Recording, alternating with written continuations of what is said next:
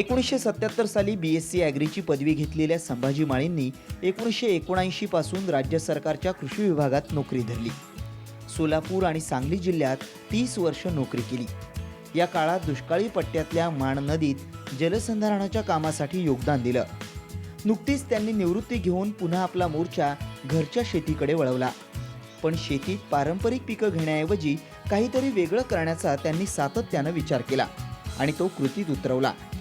गावातल्या 10 शेतकऱ्यांचा गट करून विदेशी भाजीपाला लागवडीचा निर्णय त्यांनी घेतला. या ग्रीन हाऊसमध्ये मी परदेशी भाजीपाला घेतला आहे. तर परदेशी भाजीपाला घेण्याचा उद्देश एक मुख्य असा आहे की आतापर्यंत आपल्या या पश्चिम महाराष्ट्र शेतकरी सगळेजण शेती करण्याच्या पाठीमागं ऊस हे एक प्रामुख्याने पीक त्यांच्या नजरेसमोर आहे. शेतकऱ्याला जर 4 पैसे तुम्हाला जास्त मिळायचे असं वाटत असेल तर शेतकऱ्याचं जे काही पिकवतील ते एक्सपोर्ट व्हायला पाहिजे आणि मग त्याला शेतकऱ्याला 4 पैसे मिळतील जास्त. तर एक्सपोर्ट आपण काय करायचं तर ते परदेशात जे पिकतं आहे ते जर आपण एक्सपोर्ट केलं तर आपल्याला कुठली अडचण येणार नाही. मग परदेशात जे पिकतं आहे ते आपले जर पिकवलं आपण तर शेतकऱ्याला निश्चितच 4 पैसे मिळतील असा दृष्टिकोन ठेवून मी आमच्या ग्रीन हाऊसमध्ये परदेशी भाजीपाल्याची लागवड केलेली आहे.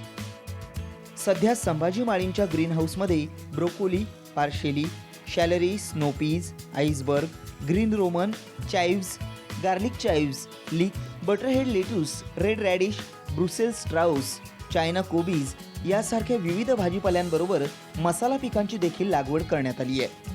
सर्वच शेतकऱ्यांना ग्रीन हाऊसची शेती परवडणारी नाही याचा देखील विचार माळी यांनी केलाय. त्यासाठी ग्रीन हाऊस ऐवजी नैसर्गिक वातावरणात कोणकोणत्या विदेशी भाज्या घेता येतील याचा विचार केलाय. त्याचबरोबर ही सर्व शेती आपल्या नेहमीच्या भाजीपाला शेतीच्या तंत्रानंच घेता येते हेही दाखवून दिलंय. या सर्व भाज्या 2-2 महिने कालावधीच्या आहेत. यातून जवळपास 6 लाख रुपयांचं उत्पन्न मिळणार आहे.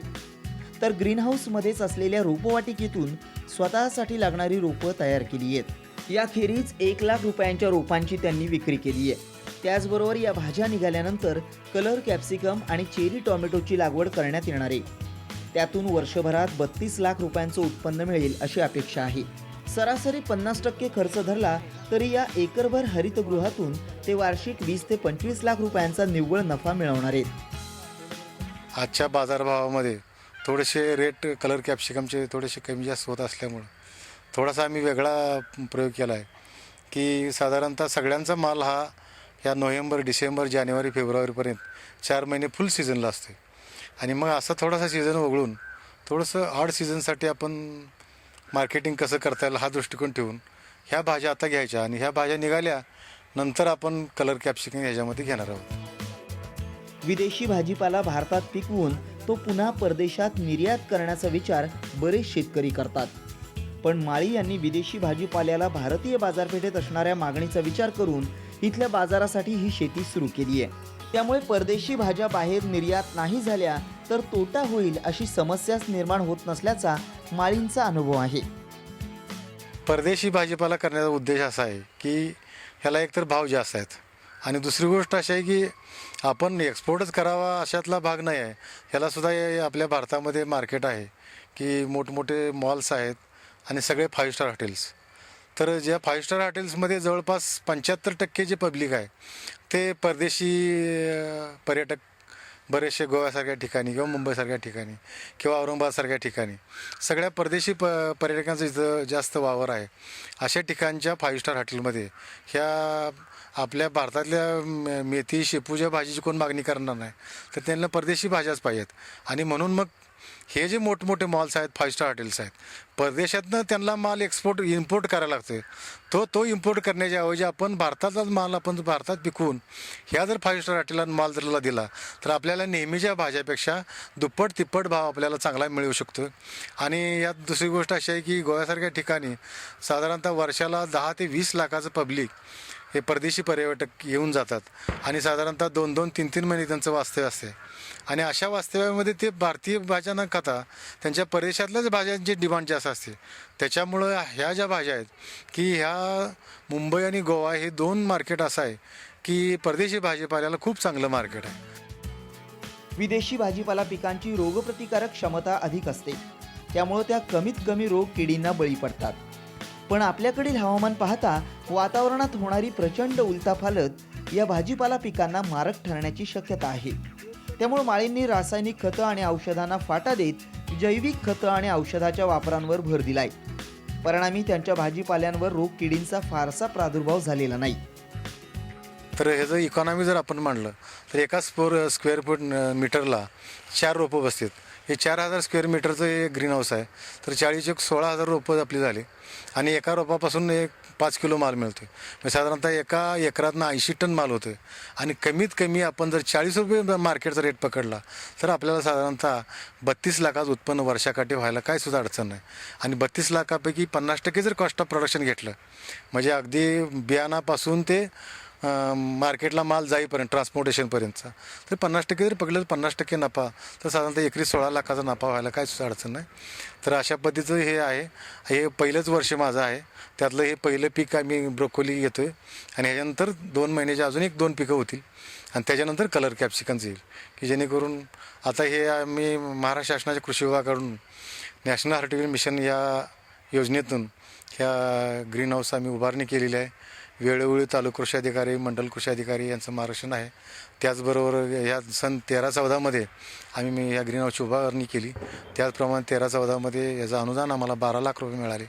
ह्याचे एकूण खर्च ह्याला 46 लाख रुपये आला. ह्याला स्टेट बँक ऑफ इंडियाने फायनान्स केला. रेट ऑफ इंटरेस्ट त्यांचा 10.5% आहे. आणि साधारणतः हे करत असताना 10 शेतकऱ्यांचा आम्ही ग्रुप स्थापन केला. तालुका कृषी अधिकाऱ्यांकडून आत्मा अंतर्गत एक ग्रुप स्थापन केला आणि 10 लोकांची आपण ग्रीन हाऊस उभा केले. सगळ्यांचा 5 स्टार हॉटेलला आज मार्केटिंगचा माल ह्या महिन्याभरात चालू होईल. संभाजी माळींच्या मते महाराष्ट्रात ग्रीन हाऊसची शेती करणं सर्वसामान्य शेतकऱ्यांच्या आवाक्याबाहेर आहे. पण आता मोठ्या प्रमाणात शेतकरी या शेतीकडे वळू लागलेत. यातून ठोस आणि शाश्वत स्वरूपाची बाजारपेठ निर्माण करता येईल असा विश्वास देखील माळी यांना वाटतोय. त्याचप्रमाणे माळी यांनी विदेशी भाजीपाला शेतीचं पश्चिम महाराष्ट्रातील शेतकऱ्यांसाठी उभं केलेलं रोल मॉडेल शेतकऱ्यांना प्रेरणादायी ठरणार आहे. आपल्या नेहमीच्या भाजीपाला जसं करतो आपण, कोथिंबीर करतो किंवा बाकीचं मेथीची भाजी, गादीवापी तयार केली आणि गादीवाप्यावरती आपण ते रोपं लावलेले आहेत. नेहमीच्या सारख्या पद्धतीनं आपण भाजीपाला करतो त्याच पद्धतीनं हा भाजीपाला करायचा आहे. त्याप्रमाणे इतका ग्रीन हाऊसचा भाऊ करायला सुद्धा आवश्यकता नाही की तुम्हाला आता पुढच्या प्लॉटमध्ये दिसेल की ओपन फील्डमध्ये सुद्धा परदेशी भाजीपाला उत्कृष्ट प्रकारे येऊ शकतो. त्यामुळे शेतकऱ्यांना ग्रीन हाऊसचा आग्रह न धरता ओपन भाजीपाला केला तरी सुद्धा 4 पैसे मिळू शकतात. फक्त 2-3च भाज्या अशा आहेत की त्याला ग्रीन हाऊसची गरज आहे. सर्वसाधारण शेतकरी ह्या योजनेकडे वळत असताना मोठ्या प्रमाणावर जर म्हणजे 50%, 40% यापेक्षा जर जास्त अनुदान शासनाने त्यांना उपलब्ध करून दिलं तर शेतकऱ्यांची संख्या या योजनेकडं किंवा अशा पद्धतीनं हायटेक ॲग्रिकल्चरच्या दिशेनं वळण्याची जास्तीत जास्त शक्यता आहे. तर यासाठी शेतकऱ्यांचा सहभाग जर आपल्याला वाढवायचा असेल तर अनुदानाचं टक्केवारी जी आहे ती थोडीशी वाढवून शासनानं शेतकऱ्यांच्यापर्यंत पोहोचवली पाहिजे अशा स्वरूपाचा निर्णय घेणं आवश्यक आहे. एकूणच संभाजी माळी यांनी निवृत्तीनंतर पुढे काय असा सर्वच निवृत्तीधारकांना पडणारा प्रश्न लिलया सोडवण्याबरोबरच हायटेक शेती आणि पारंपरिक शेतीची योग्य सांगड घालत लाखो रुपयांच्या शेतीचं तंत्र पश्चिम महाराष्ट्रातील शेतकऱ्यांना दिलंय. त्यांची प्रेरणा घेऊन ऊस शेतीबरोबरच शेती परवडत नाही म्हणून ओरड करणाऱ्या शेतकऱ्यांनी संभाजी माळींचा आदर्श घेतल्यास फायदेशीर शेतीचा मार्ग सापडण्यास नक्कीच मदत होईल. राजेंद्र हंकारे, साम टीव्ही, कोल्हापूर.